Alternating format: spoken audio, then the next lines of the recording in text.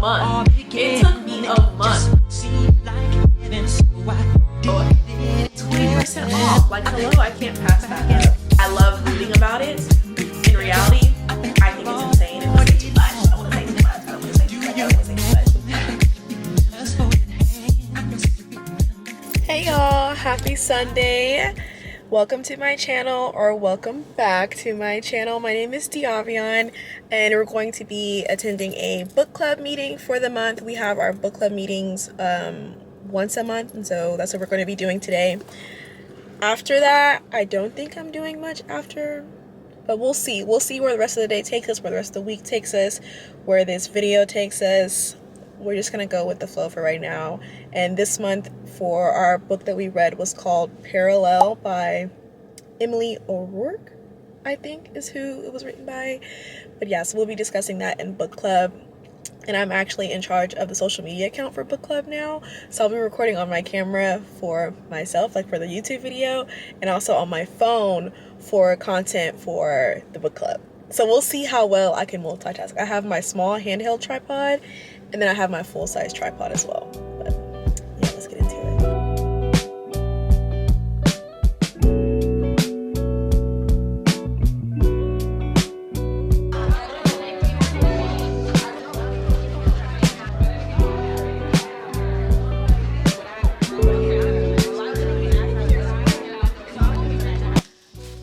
Okay, I obviously had to make a quick pit stop after the book club meeting.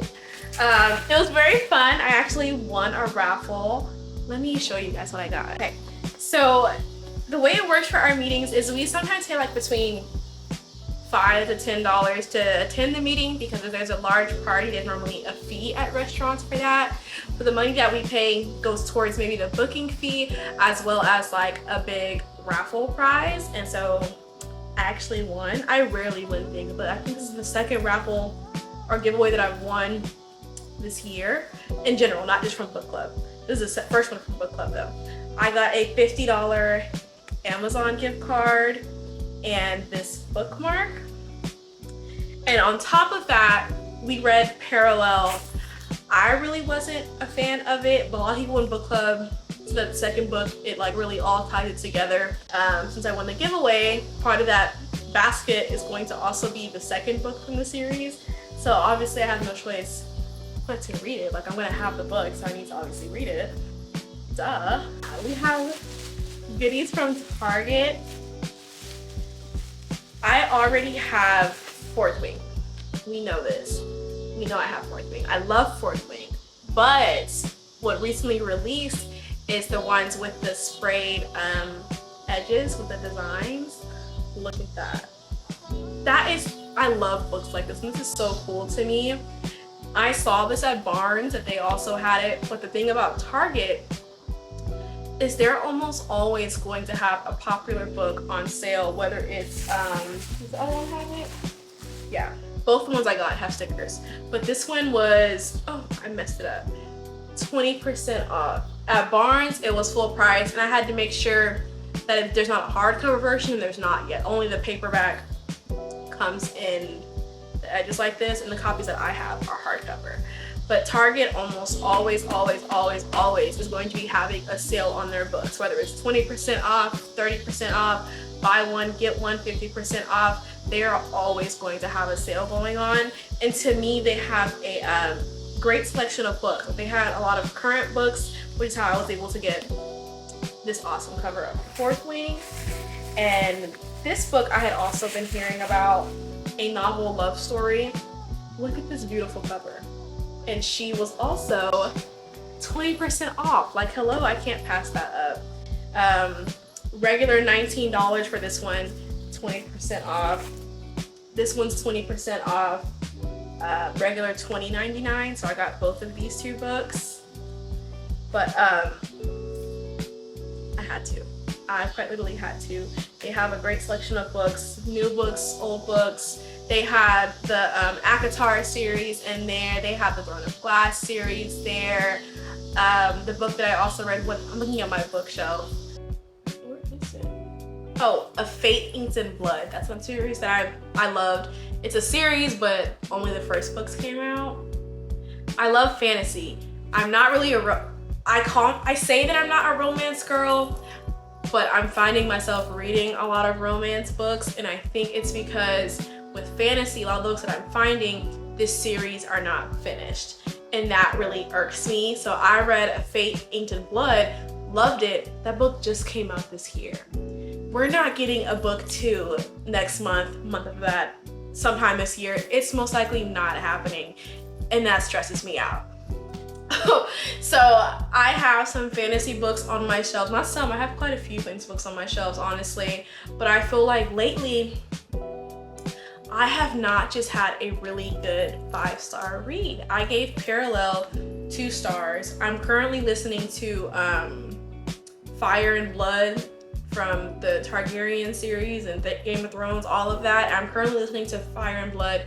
That's been going on for like a month now. Because I couldn't. Reading it, I wasn't doing good. It was a struggle. Listening is a struggle as well, but it's easier for me. And I'm almost done with the Audible version of that, so and I'm enjoying it.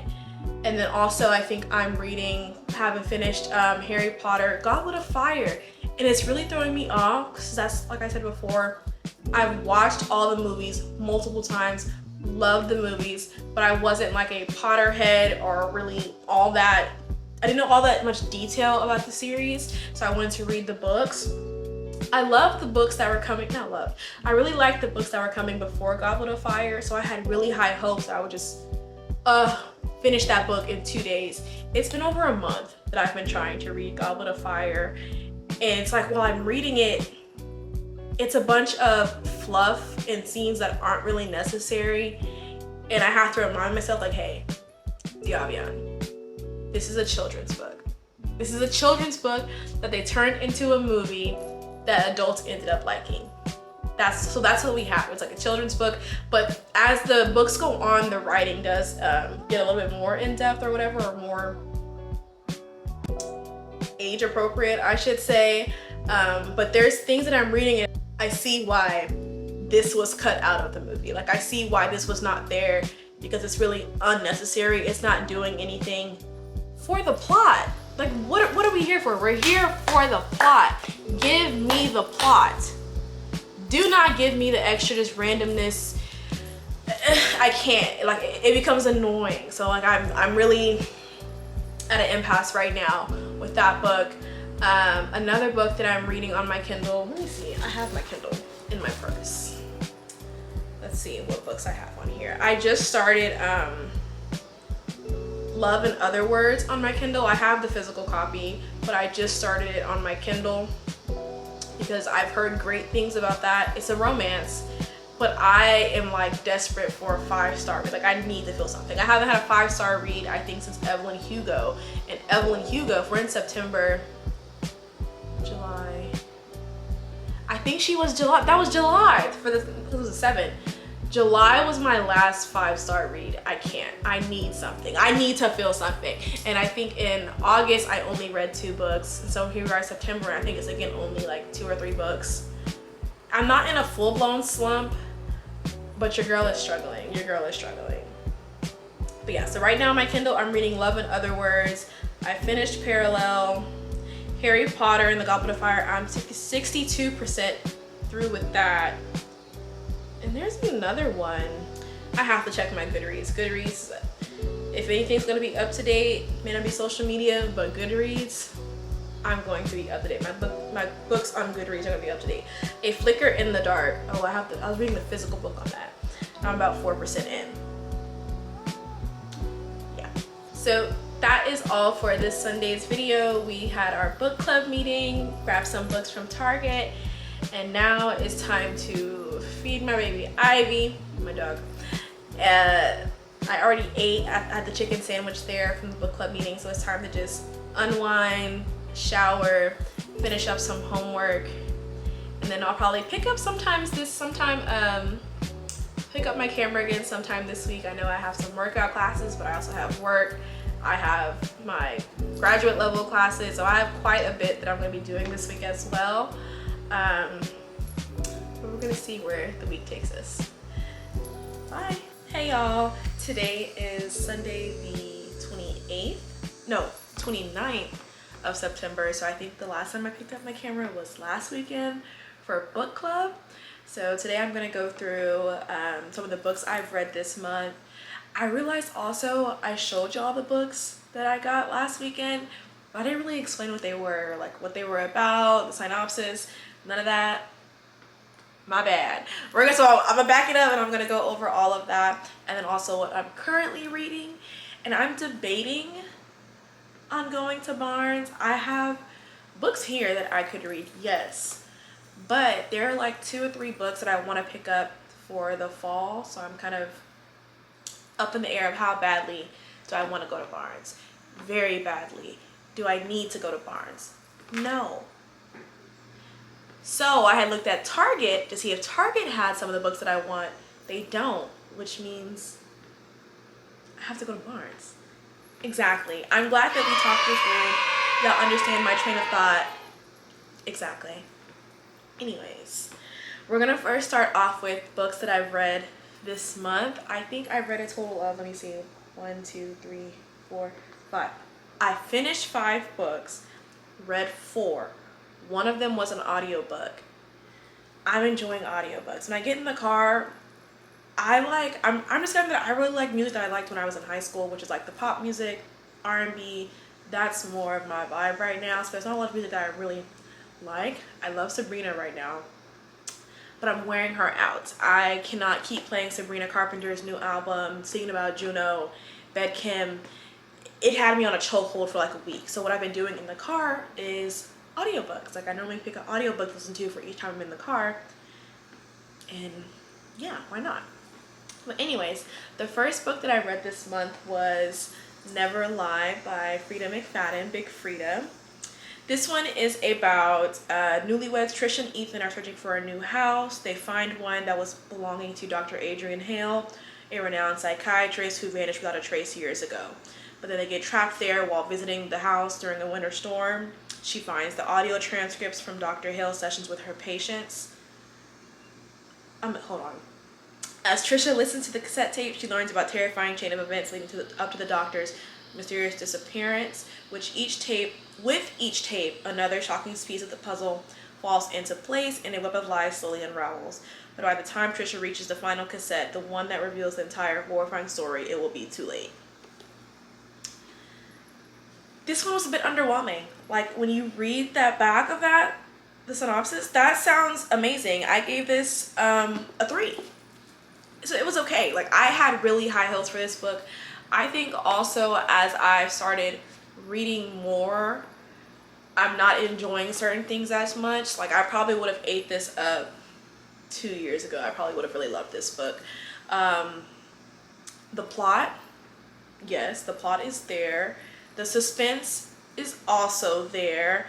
But then when it's kind of revealed to me, it was a bit underwhelming. Also, with her being a psychiatrists prescribe medication. So do they have sessions with their patients? Yes. But you are most likely not meeting with your psychiatrist every single week for 2 years. At a certain point, it's gonna space out a little bit because they're only gonna see you really for medication. How's your medication doing? But in this book, they're phrasing or setting up Dr. Hale as if she's a psychotherapist, and she's not.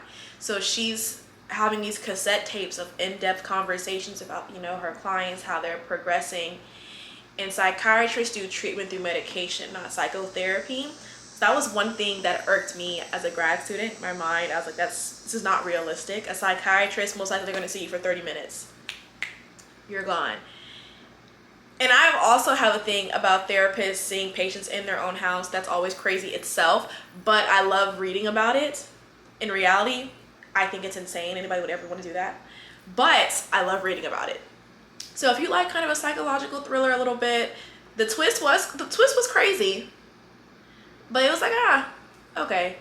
But it was still kind of crazy. But I would still recommend this book. Any book that's a 3 or above for me out of 5 stars, I would recommend. So this one, I would still recommend it. The second book that I read for book club, I read on my Kindle, so I don't have the physical copy. And because I gave it 2 stars, I don't know that I want to buy the physical copy. But remember, this is the book where, for book club, I want the second book of the series. So it's like, if I have the second book, I need to have the first book. You get it? Exactly. So I'm a little conflicted about that, but I think my battery's about to die. Be right back. As I was saying, the book that we read for book club was Parallel. I don't think I talked about it last week and on what it exactly was even about. On Goodreads, it has 4.2 stars.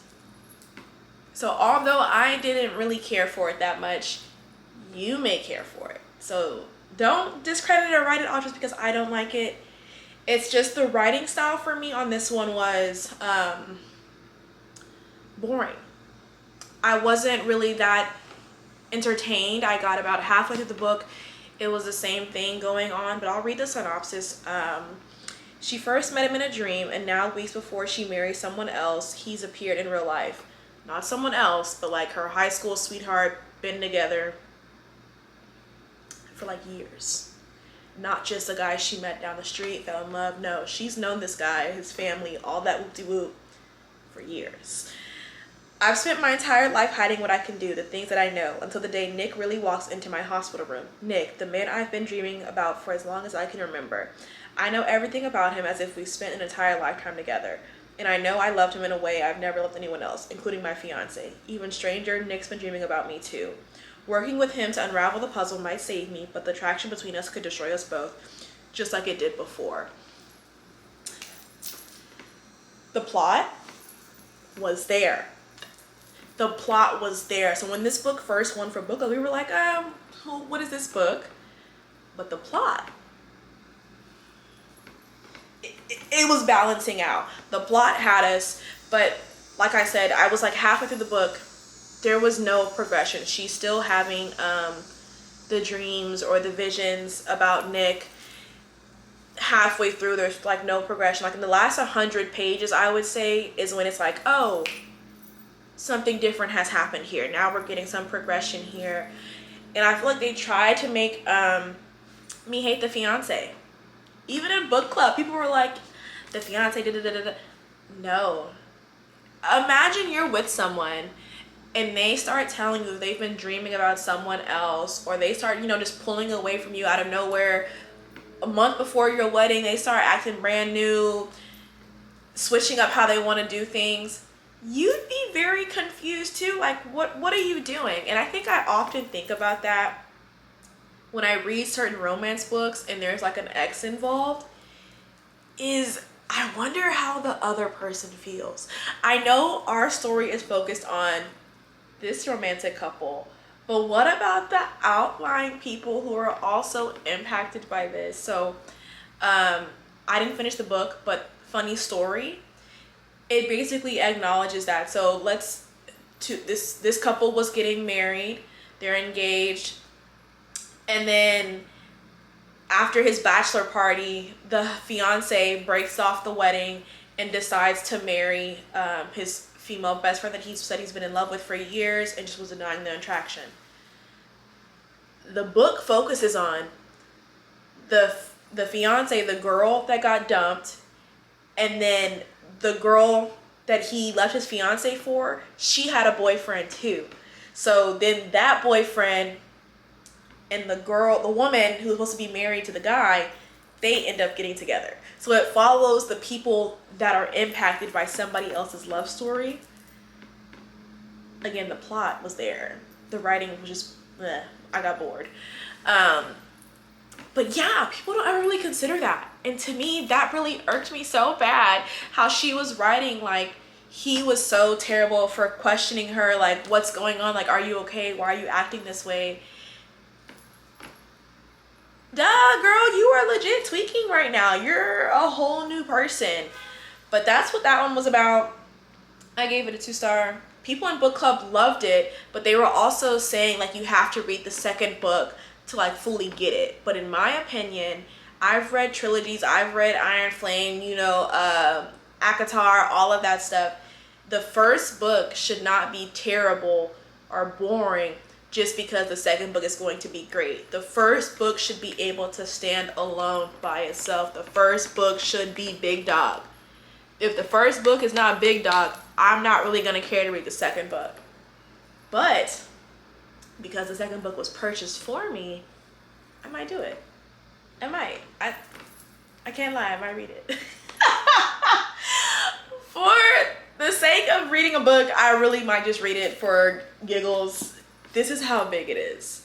It's 297 pages, I think. Oh wait, no, what is this? Oh, a parallel bonus. Okay, anyways. So no, it's not 297 pages. It's 200. I think there's 4 books in this series. 271. I'm trying to look at the page number without reading the ending. 271 pages. This is the, can you see? Like it's normal sized spacing. So yeah, I don't want to read the back in case y'all go read the first book and it's gonna might spoil. Yeah, I can't read the back. I'm not gonna read the back. But the back, that one does sound a little bit more interesting. So I have higher hopes for this one than the first one. So if the second one is good, the next video I will definitely be back talking about, y'all just read the first book to get through it and then just jump to the second book. That might be how this goes. Anyways, the third book I read this month and cried over, absolutely bawled my eyes out. Last book I cried over was The 7 Husbands of Evelyn Hugo, but this one didn't cry as hard as Evelyn Hugo, but it's right there. Love in Other Words by Christina Lauren. This book I was hearing great things about from a YouTuber on here, Kalila. This is one book that she raves about, and I get the hype. Do I love it as much as she loves it? No. However, great book. 5 stars for sure. So it says Macy Sorensen is settling into an ambitious, if emotionally tepid routine. Did I even read this? I don't even know if I read the synopsis before I even picked up the book. I just know it's a romance, and I didn't think I liked romances that much. Then I looked at my shelf and what I want to read. I have more romances than I thought I did, and this is a romance. It's like second chance romance, but also coming of age. So it flips back and forth between when she was like in middle school through high school to her now as an adult. So she runs into her high school, middle school best friend, and it says the first and only love of her life, like literally her first, like her first of first, if you know what I'm saying. The careful bubble she's constructed begins to dissolve. Once upon a time, Elliot was Macy's entire world. He coaxed her heart open again, only to break it on the very night he declared his love for her. What? I was like, what? He told her he loved her, then he broke her heart the same night? Did. But, when the build up for that, I don't think I read this, because I would have been like, oh my god, what did he do? What did he do? What did he do? So because I was like that, but I didn't realize that he broke her heart the same day ooh. So it says, told in alternating timelines between then and now, teenage Elliot and Macy grow from friends to much more, spending weekends and lazy summers together in a house in San Francisco. As adults, they have become strangers to one another until their chance reunion. Very romance story. Bumping each other at the coffee shop. Oh my god, look who's here. One of those. Although their memories are obscured by the agony of what happened that night so many years ago, Elliot will come to understand the truth behind Macy's decade-long silence and will have to overcome the past in himself to revive her faith in the possibility of an all-consuming love. Wow, I should have read the back. This one I read on my Kindle, even though I had the physical copy. It looks thick, but she's not. Look how big the words are. Like it's not thick at all. It's not that long at all. I loved this book. This was, in my opinion, I feel like as an adult, it's very hard to describe my emotions when I was in high school or how deeply I liked a person in middle school. Like to me, middle school, when I had a crush on a boy, when I had a boyfriend in middle school, I was convinced that was my man for life. We were for lifers. And just the way I viewed other boys or other girls, it's hard to describe. But when I read this, I was like, this is literally my train of thought. With like the petty drama that middle school girls go through, that at the time seem very, very serious. And then when you're an adult, you like kind of laugh at it. I laughed. There were parts of this book where I really just laughed, and I really enjoyed watching how their friendship blossomed. I really loved their friendship that they had for each other, and I was scared because when a guy and a girl are friends, like really, really good friends, like that's your person, and then you pursue it romantically, I would be scared because if it doesn't work out, you lose your friend. And so like for them, something happened. He told her he loved her, and then he lost his friend. Yeah, but yes, out of all the books that I'm gonna read, told you that I read, this is number one for definitely y'all should read this one. Definitely, definitely, definitely. Next up is the audiobook that I listened to. It took me a month. It took me a month of listening to get through this, but I did it, y'all. I did it. 700 and don't worry, 711 pages, but I did it. I first tried to actually sit down and read this book last year when House of Dragons came out, or House of the Dragon, my bad. When House of the Dragon first came out, I said, okay, I need to know what's going on. I don't like not knowing what's happening. This has already been written about. Let me read the book. I got about 50 pages in before I stopped, and I said, yeah, I can't. Too many Aegons, too many people with the same names or a name that's only different by 3 letters. It was throwing me off. I could not do it. So I gave up. I'm gonna be honest, I gave up. And it's not told, if you've never read this book, it's not told or written like a traditional book with like dialogue. It's more of like a historical narration. Like somebody is detailing the stories of events, and on the show, it's like we're watching everything happen from different points of view, or points in different locations, I would say. But here, it's like, I forgot what they're called, but I'm gonna say like a scribe, a person who notates history. There's like 2 or 3 of them that are writing about the different events that are happening, and that's how we get, he'll say like from, is it Mushroom? I think one of them's called Mushroom. So Mushroom has like the more exaggerated version of events. So he's like, so according to Mushroom, this is the way it happened. And then he'll be like, but according to the other guy, this is the more realistic way that it actually happened. So it'll give you like, okay, this is the way things were going, but then it differs historically on what happened based on these 2 note takings or descriptions. But one thing that is cool is the pictures. I know we're grown, we're adults, but there are pictures in here for certain events. Like I think there's one of like Aegon the Conqueror and his sister wives. That is a cool picture. You can't tell me that's not a cool picture. You can't. And so there's stuff like that for certain women. So that was him and the Iron Throne. Who's this supposed to be? I don't know. There were so many different things going on. But this is set, I think, like 500 years before Daenerys Targaryen. So she's not even here. But it's like teaching us about the dragons, what happened to the dragons. Because, you know, when we see Daenerys in Game of Thrones, baby, there are no dragons. My girl got 3 eggs. That's it. There are no dragons. So it's like, where did they go? This tells you where they went. Cool book. But yeah, I would recommend it. It's heavy on the names and houses. It's like 15 characters deep with just the houses. But then for the Targaryens, there's so much going on there that you would be better off, in my opinion, listening to it.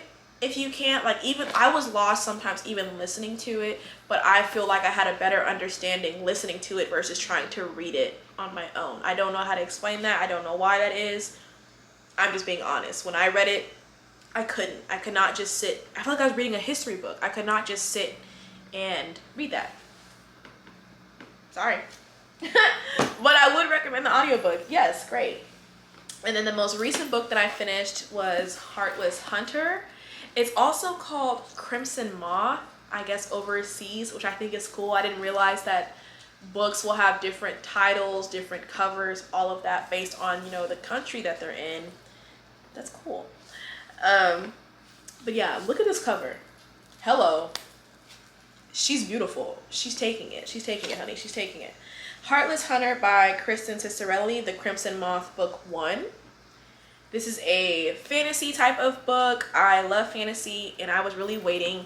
I had so many 3-star books, 3.5, 2-star books. I hadn't really had a good book since Evelyn Hugo. And the first book that I read this month that was really a good book was Love in Other Words. This was the second one that I enjoyed. And of course, I should have known fantasy, when I'm having a hard time, I need to just go back to my roots. I need to go back to fantasy because fantasy does not let me down. I don't think I've read, I'm looking at my bookshelves, I don't think I've read a bad fantasy book yet. Every book that I've picked up that was fantasy, The Atlas Six. I don't know, I think that's more sci-fi. Hated it. But I'm gonna probably do Powerless next, because Powerless along with Heartless Hunter, they're both considered YA, young adult. Legendborn was okay.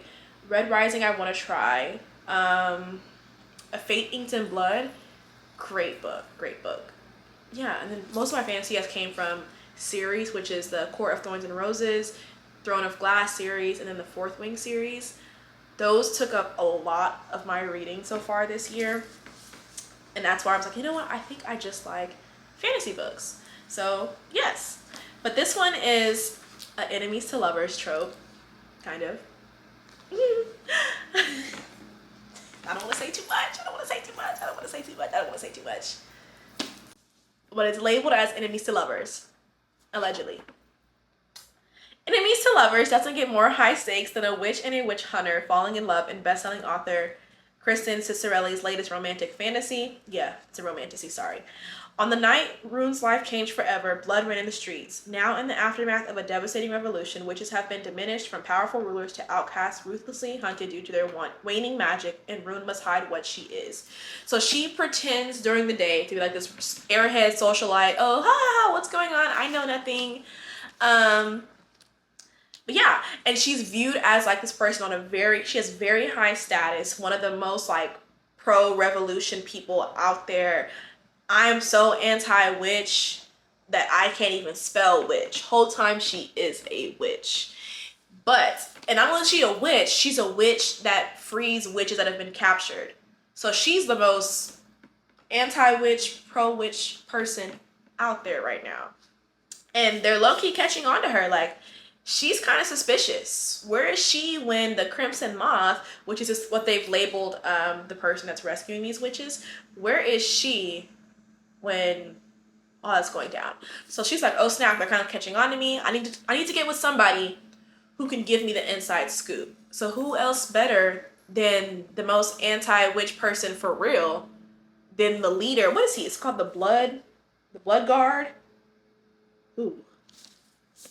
She ends up fake courting him, like fake being interested in him to figure out what he knows. And the whole time he's fake courting her to figure out if she's the witch. Come on now. Come on. Talk to me. Preach, pastor. Talk to me, talk to me, talk to me. The plot is there. The plot is there. Yes. This book was great. I gave it, might have been 4 stars. I think I gave it 4 stars because it's great, but it was missing something. I think the ending kind of was like, nah, the ending was crazy. It was very close to a 5. I was probably saying a 4.5, but it was missing something. I'm really not sure what, but it was a really great book. The second book, I believe, comes out in February. I'll be there. As soon as that pre-order drops on Barnes, actually, let me double check if it has already dropped. If so, I'm there. Because I will be getting this second book in February, along with the third book for Fourth Wing. Yes. I will. Perhaps I will. Anyways, those are all of the books that I read / listened to this month. And then I have the book that I'm currently reading, which the title has been thrown around so much. I have friends recommend it to me. I've seen it on BookTube, things like that. So it really shouldn't be a shocker, but it may be for you. But Project Hail Mary. This is more on the sci-fi side, science fiction.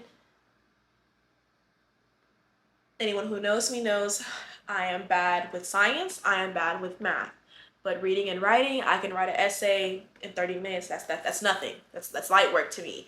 Science, can't do it. I hated science so much that in college for undergrad, I took oceanography to avoid taking physics and biology.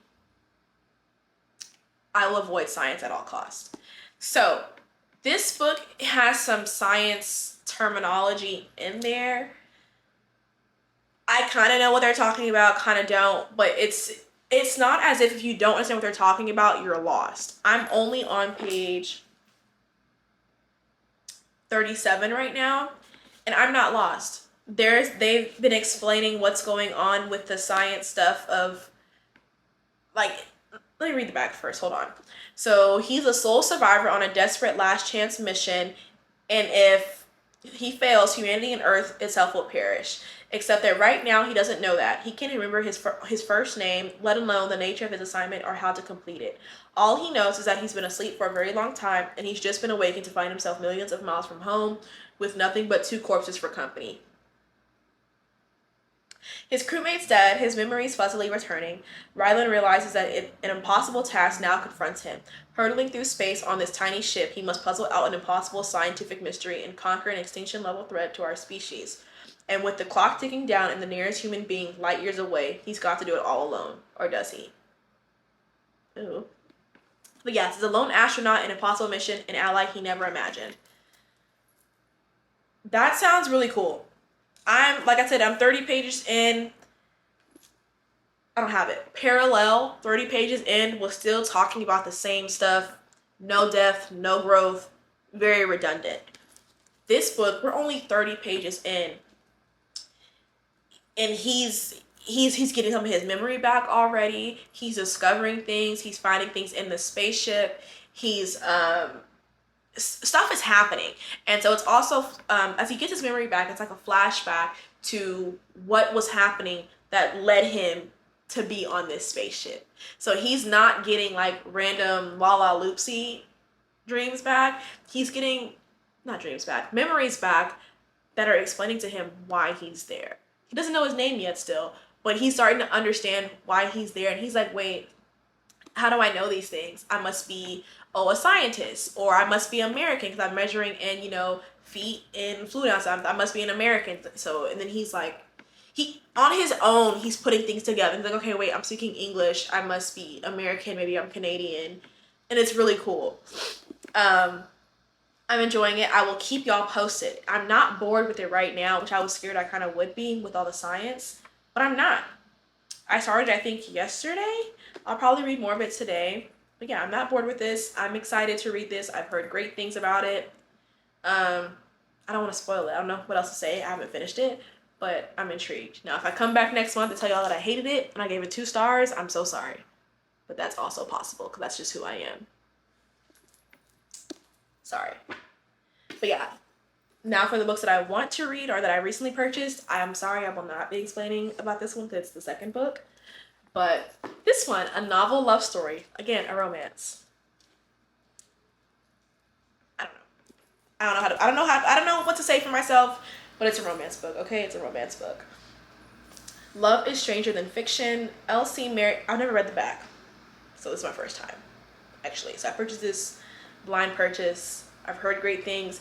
I have not looked at the Goodreads reviews because I'm trying to purchase books without reading Goodreads as like my justification for purchasing a book. I need to go back to my roots of just, girl, if the book sounds good, try it out. Take the risk, and if the book is bad, it's bad.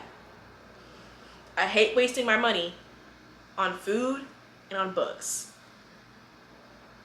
But I'm gonna start being adventurous. Elsie loves to get lost in a good happily ever after, the fictional kind anyway, because at least imaginary men don't leave you at the altar.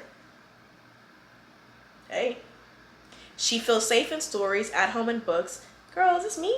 which might be why she's so set on going to her book club's annual retreat this year. She needs good friends, cheap wine, and grand romantic gestures no matter what. Is this play about us? When her car unexpectedly breaks down on the highway, she finds herself stranded in a quaint town that seems like it's right out of a novel. Because it is. Ooh. This place can't be real, and yet she's here in El Raton, the town from her favorite romance series, where the candy stores, honey taffy is always sweet, the local bars, burgers are always a little burnt, and rain always comes in the afternoon. That's a vibe. It feels like home is perfect and perfectly frozen, trapped in the late author's last unfinished story. Ooh. Elsie is sure that must be why she's here, to help bring the town to its storybook ending. Except there is a character in Ellerton whom she can't place. A grumpy bookstore owner with mint green eyes, an irritatingly sexy mouth, and impeccable taste in novels. And he does not want her finishing this book. Which is a problem, because Elsie is beginning to think the town's happily ever after just might be intertwined with her own. Yeah. I knew it. I knew it. I knew this was a good one. I knew it. I had no clue what it was about. I knew it was a romance. Yes. Yes. Yes, Diabion. Good job. It says whimsical, romantic, and packed with charm. Oh, it's going to have me kicking my feet. It's going to have me rubbing my feet together. Ooh, I'm excited. This might have to be next. Ooh, I don't know. I knew that was a good pick. I knew it was. I knew it was. I hope it does not kill me. I hope it does not kill me.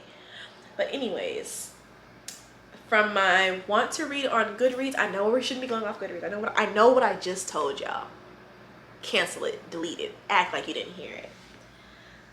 This is also what I do to use when I want to keep track of books that I want to read. Even if they have low ratings, like some of these books, dang, these are all 4 stars. Ooh. But when I hear about a good book, I will look it up and add to my want to read. There's this book called Heartless by Marissa Meyer. And it's basically about if the Queen of Hearts, how she became the Queen of Hearts. So like Wicked, you've seen the play, the movie's coming out with Ariana Grande. That's how the Wicked Witch became the Wicked Witch. And it's a great play. I have not read the book. I've seen the musical, not play, musical. I've seen the musical twice. Loved it. I have the vinyl record. I have the actual book. I have the playbill. Please. I'm wicked down. Anyways. Heartless is about how the Queen of Hearts became the Queen of Hearts, basically. Her love story. I have the locked door on here. Do I have the locked door? I don't. However, I don't know how many more Big Frida books I have left in me. I think I have one that I bought, which was The Coworker. I might read that one, and if it's a miss, I'm done with Frida. I'm sorry. I can't do it. If it's good, I might look into more Frida books, because I did like The Housemaid.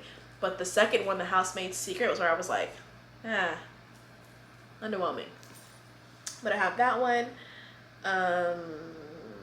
Let's see. 13, The Serial Killer Isn't on Trial, He's on the Jury by Steve Kavanaugh. 4.2 stars. That's intriguing. The Poppy War, First Light Wins. I'm just reading them off because I don't want to describe all of these books. This Ravenous Fate, I think that's fantasy. It has 3.5 stars, but the plot seems cool. I don't know. I have Red Rising on here, but I actually have Red Rising. So we might just go to the bookstore to either look for some of these books or find a book that I want to get into on my own without having to go to Goodreads like I originally planned to do. Actually, yes. I know I was on the fence about Barnes & Noble, but it is 12:13. I feel like I can go really fast. Only get like 2 or 3 books. Nothing crazy. And then we should be good to go. Yes, that's what we're going to do. Okay, so I'm keeping on the same outfit that I have on. I don't know if y'all can really see me, but it's like a matching 2-piece set from Amazon. I need to change my shoes. I have on my UGG slippers, but I'm between taking just my regular Barnes & Noble tote or doing this tote that I got during that Amazon haul from the last video. And for a close up, it has like strawberries and small flowers. Yeah, we're doing this one. Okay. Or I'm thinking I put my personal stuff in this bag. My stuff, like my camera, tripod, wallet, all that good stuff. And then the books that I find, I'll put in here. That way I can use both. This is why I talk out loud. I love a live audience. Okay, that's what we're going to do. We're going to use this book to put our actual books in as we're shopping. And then this is going to be for my stuff. Let's go for real this time. Okay, we are in the parking garage. My lip gloss disappeared, so I will be reapplying that. But I want us to also keep in mind, I'm only going to do 2 or 3 books. 3 is really the max because I'm moving in like 2-3 weeks. I am moving. And we just did a video of all them books in the bookshelves and having to unpack all of them. And I've already received like 2 or 3 physical books that are already being added. I cannot have 20 extra books or anything like that in the next 2 weeks. I cannot do it. Because then in the new space though, I'm going to have an office area. So instead of having my books in my living room, I'm going to have them in my office. I'm going to literally get to create a book room. And I'm so excited about having a book room. It's not going to be literally like a bedroom size area, it's an office area. So it's going to be a room though. Like it has like the separate walls and everything. So I'm going to have my own book room. So that's going to be fun. It's going to have new measurements though. So I have to figure out if I want to do new bookshelves. I don't know that those will fit in there. I might do the IKEA bookshelves or the Target bookshelves. Anyways, but yeah, so I'm looking forward to doing that. So today we're just going to be keeping it chill. We don't need to do too much with the books. 2 or 3 books and then we're out. I hope I find something though, because I don't want to drive over here and come back empty-handed. And this Barnes & Noble is my favorite Barnes & Noble. I pass up the ones closer to me and other bookstores that are close to me just to get to this one.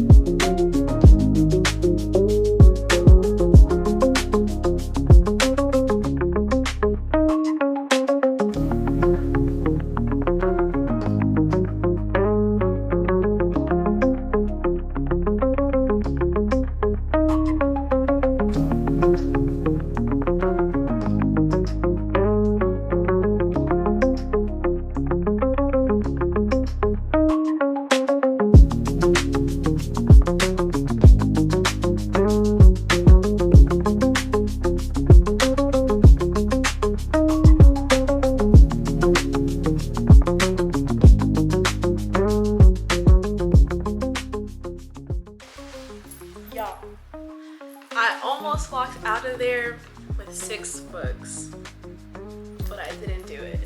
So I compromised and walked out with technically 4. Technically. I'm proud of myself. I had found like 6 books, and then one of those books was part of their, I mentioned before, their buy one get one half off that they always do. And if I had one, it's like I needed the second book to get another book half off. Why would I not? So I spent time trying to find a second book to get half off. Then there were, was it 2 or 3? 2 hardcover books I really wanted, but they were like $32 and $28. And I was already at like $60, so I was like, I cannot, this is not what I came for. I did not come here to spend like $150, so I only spent like $60. And I earned more Barnes & Noble rewards points because I am a Barnes & Noble member. Premium, you see the bag, you see it.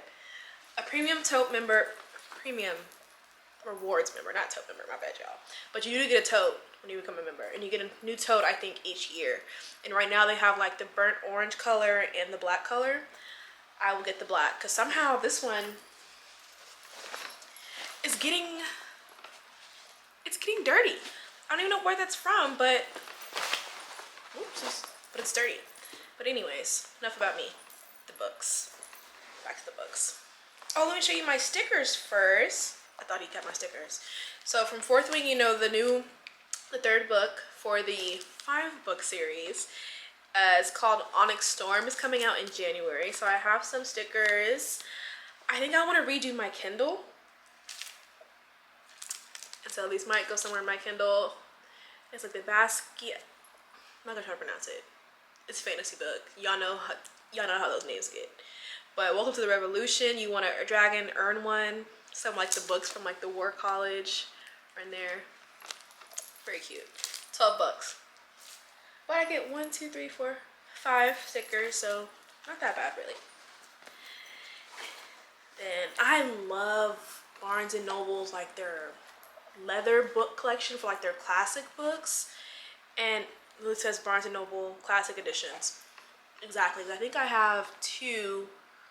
I think it's Dorian Gray and Alice in Wonderland that I have. That's from leather. And this one is very small, very cute. Like for example, I'll put it up next to Fire and Blood so y'all can see like it's like a pocket size little book. Nothing crazy, only $10. This is like the one where it's like it's kind of 4. Technically I got 4 books, but not really. Barnes & Noble exclusive, The Art of War by Sun Tzu. I think I'm saying that correctly. I don't know how to explain The Art of War, but more than likely you've heard of The Art of War. It's a classic book. It's a classic. It's like, how do I describe the Odyssey? It's the Odyssey. You know what I mean. But yeah, this is the gold. Look at that beautiful cover. And we have our sprayed edges of gold as well. How could you pass that up? I couldn't, so I don't know how you could. Oh, yeah, my points. I have right now $30 in rewards.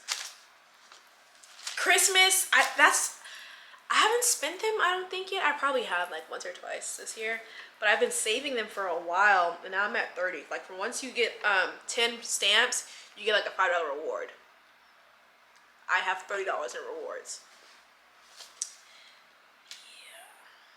Yes, I think in my last video I talked about The Invisible Life of Addie LaRue, but I could not remember why I wanted it. I was like, I know it's on my TBR, but I couldn't remember what it was about. Oh, this is one of the ones where it was actually part of their buy one, get one 50% off. So I was like, I really want this book, so I have to find another book 50% off, because otherwise it's like, what? Anyways, the cover is very cool, no sprayed edges. But that's okay, we still think she's cool. I think it's sci-fi now for the first time in paperback. Oh, only hardcover? Okay, she's kind of thick. Small-ish words, but kind of regular, but she's tall. So it's a lot of words going to one page. And I'm seeing 444 pages. But because it's so tall, if this was like a regular sized book, like let's say, yeah, Project Hail Mary. Oh, then here we go. Art of War. So you can see it's a regular book. Art of War is still tiny. But if this was like Project Hail Mary sized, this book would probably be closer to 700 pages. I'm gonna be honest. Based on what I'm seeing right now, she's a lot. But I know it's just with time travel of the life of Addie LaRue. Let's see. France, 1714. In a moment of desperation, a young woman named Adeline meets a dangerous stranger and makes a terrible mistake. It will be 300 years before she stumbles into a hidden bookstore and discovers someone who can remember her name. And suddenly everything changes again. I think like no one remembers her is what it's about. Okay. As she realizes the limitations of her Fawcett bargain, being able to live forever without being able to be remembered by anyone she sees, Addie chooses to flee her small village as everything she once held dear is torn away. Ooh, yep.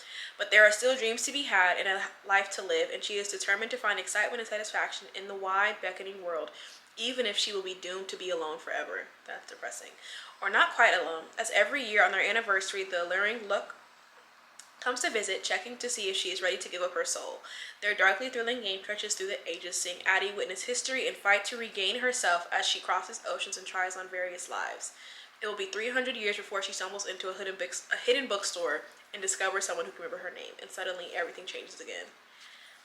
Is it a romance? Ooh, it quick turns both aching with heartbreak and gleefully crowing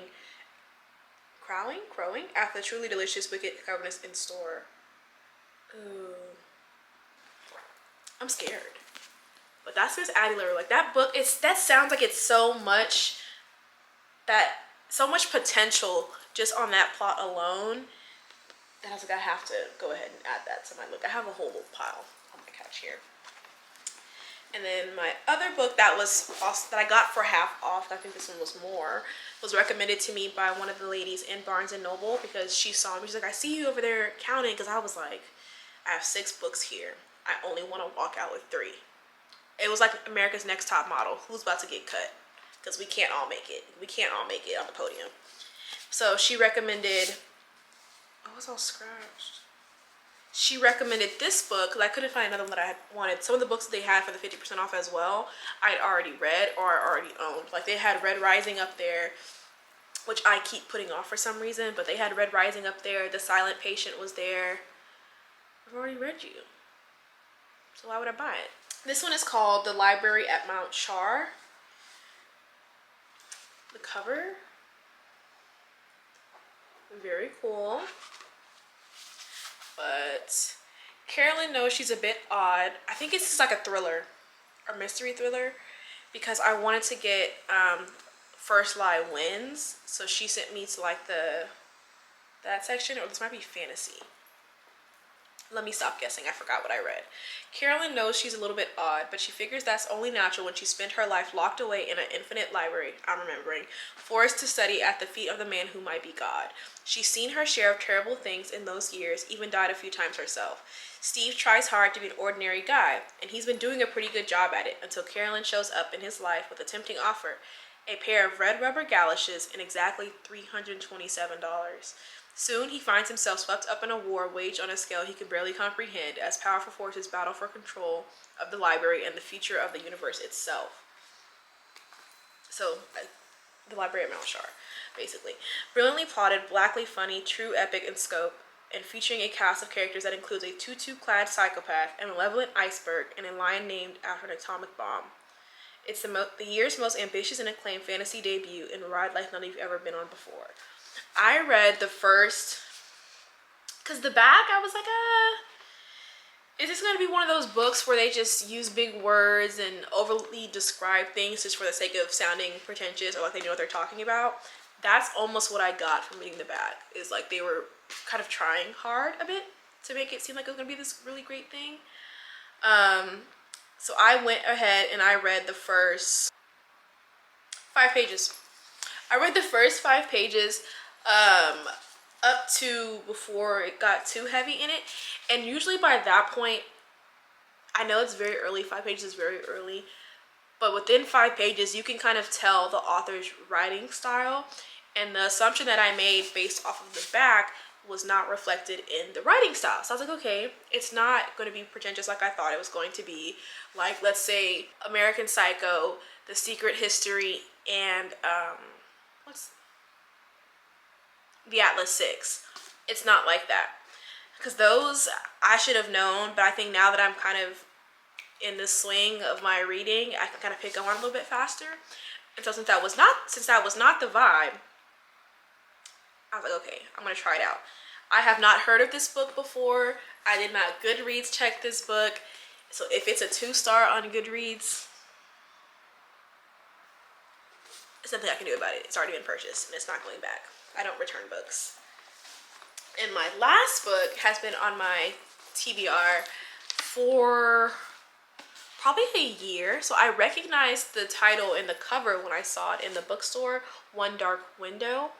And the lady in Barnes and Noble told me it was good. And then somebody else that I was talking to about Onyx Storm told me she'd read this one and said it was a gothic fantasy. And I was like, I don't know that I've read gothic. I think The Secret History might be able to be described as a gothic. I'm not sure, honestly. Don't get me to making up stuff, because I don't know. But I'm not sure. Every time I use this, I end up messing up my books. I'm not sure that I have read a gothic book. But it says Elspeth not Elizabeth, but Elspeth needs a monster. Oh my god, I ruined this book so bad. This is why. Oh my gosh. Oops. Elspeth needs a monster. The monster might be her. Elspeth Spindle needs more than luck to stay safe in the eerie, mist-locked kingdom of Blunder. She needs a monster. She calls him the Nightmare, an ancient mercurial spirit trapped in her head. He protects her. He keeps her secrets. But nothing comes for free, especially magic. When Elspeth meets a mysterious highwayman on the forest road, her life takes a drastic turn. Thrust into a world of shadow and deception, she joins a dangerous quest to cure Blunder of the dark magic infecting it. Except the highwayman just so happens to be the king's own nephew, captain of the most dangerous man in Blunder, and guilty of high treason. Exactly. A maiden must unleash the monster within to save her kingdom in this dark, lush, gothic fantasy debut. And there's a book 2. So if I love it, there's a book 2. But those are the 1, 2. It's almost full price. 1, 2, 3, 4 books that I got from Barnes, and the 3 hardcovers, I looked them up on Amazon because I was like, I really want to read these, and they were actually half price. I know people say like not to do Amazon because then it like hurts the indie bookstores or the bigger chains too. Like Amazon is competing with the places like Amazon and Target are competing with like Barnes and Nobles and other main sellers for books because they're able to drop their prices so significantly low. So I don't like to do Amazon for my books. I really only do it if it's like a $10 book, like The Secret History I think I got from Amazon, or when Amazon has maybe a book sale, I might do it. So I try to avoid them. But I really wanted these books, but I did not want to pay $32 for them. So First Lie Wins is regular hardcover, regular priced at $28 for hardcover. It's $15.51 on Amazon, 45% off. And the next one I wanted to do was called The Wren in the Holy Library, which is like a fantasy book, and it had like the cool sprayed edges. That one was regular $32, $16.50 on Amazon.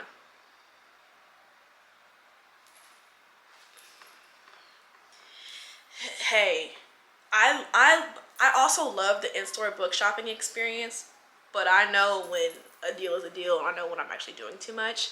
I really wanted the books, but I had to say, okay, I can't do that. And then the next one is Tender is the Flesh, which is like a dystopian novel where somehow America or humans have gone like became cannibals, basically, where like they breed humans for the purpose of eating them. Like they don't really have minds of their own.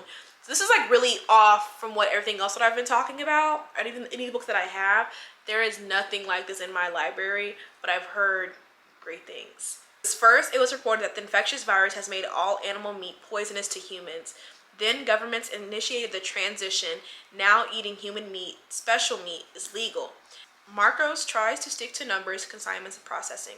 Then one day he's given a gift, a live specimen of the finest quality, though he's aware that any form of personal contact is forbidden on pain of death. Little by little, he starts to treat her like a human being, and soon he becomes tortured by what has been lost and what might still be saved. So a guy is, I guess, rewarded with the finest quality meat of human meat, but he ends up talking to her and being like, dang, you're kind of cool. Anyways, battery died. But he's basically like, yeah, you know what, you're kind of cool. I really don't want to eat you. Maybe eating humans is kind of bad. Even though we produce them in a lab and they're not like us, they're not humans like us, maybe we shouldn't be eating y'all. Womp womp. That's the vibe of that book. And that one, I think, that is called, did I even say what it was called? My bad. Tender is the Flesh by Augustina Basarica. It is $12.88 on Amazon, and it was $18 in Barnes. This is paperback. But that one I was told about by somebody else in book club, and when they told it to me, I was like, cannibalism? What is this? But then when I read the excerpt myself, I said, okay, it's cannibalism, but it's like dystopian. We've progressed to a point where we have to now do this. It's grown scientifically in a lab.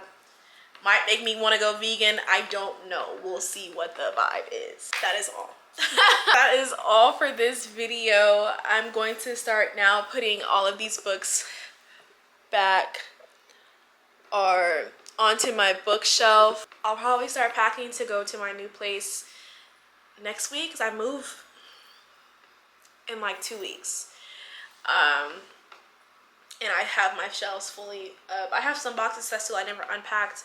Irrelevant. Anyways, I'm gonna still put these back up. In 2 weeks, I'm gonna start taking everything back down. So I will probably record that when I have to take my cool bookshelves down. And then when I start putting them into my office space in my new apartment, I think that'll be so cool. It's gonna have a whole different vibe. And I'm really excited. I was in Barnes and I did find some cool books that I think I want to use for like coffee table books, or just like, you know, those cool aesthetic books that you have for maybe on tables or on your bookshelves or on your work desk. There were two. My phone screen's dirty. But that one, I love Legos. I'm a Lego girl. So it's like The Secret Life of Legos. It's this super thick book. I think it was like $35. And since that's more decor, I was not going to buy that right now. My bad, not $35, it's $40. Same price on Amazon. So Amazon picks and chooses which books they want to do cheaper on than everybody else. And the Lego book was not one of them. But that is a book that I want to probably go back to next month. I'll probably come back for that to get. And then also, I think I want to do a bar cart. It says Sip and Sensibility. It was a cute little green book. Also same price on Amazon. But there's one called Texas Cocktails. I think that's so cool. But I want to have a more adultish vibe, I guess. I'm no longer a teenage girl, so I have to be an adult and have an adult looking space. But my book room, that is my free creative reign. I do whatever I want to do. That is my room. That is my full like nerd out room. But I have to work with space that I have. And so that's a project for when I actually get there to see, okay, what I want to do, what can I realistically do? So we'll do that. But that is all for this video. If you've made it this far, thank you so much for making it this far. Actually, go ahead and subscribe. Like, my channel's kind of fun. I think I'm good vibes. I talk about books. I go places. I did aerial yoga yesterday and I'm sore from that. So if you've done aerial yoga, you are a different type of athlete. I am not. But I talk about books. I do lifestyle vlogs. I'm trying to be more consistent, but I think right now around like one book a month. Not one book, one video a month. I am still in grad school, but I graduate in December as well as working full time. So life can start lifing. I do get a little bit busy, but I do enjoy talking about books. I think for a while I was trying to figure out what I want to do on YouTube, and I think the most real version of me is books. I can sit and talk about books for 3 hours, 24 hours really, but I know y'all don't want to sit and hear me talk about books for 3 hours, so I'm not going to do that. Maybe in just an hour. But yeah, if you like this type of content, go ahead and like, subscribe. I do have a book page where I post strictly about books, and I have some reels on there.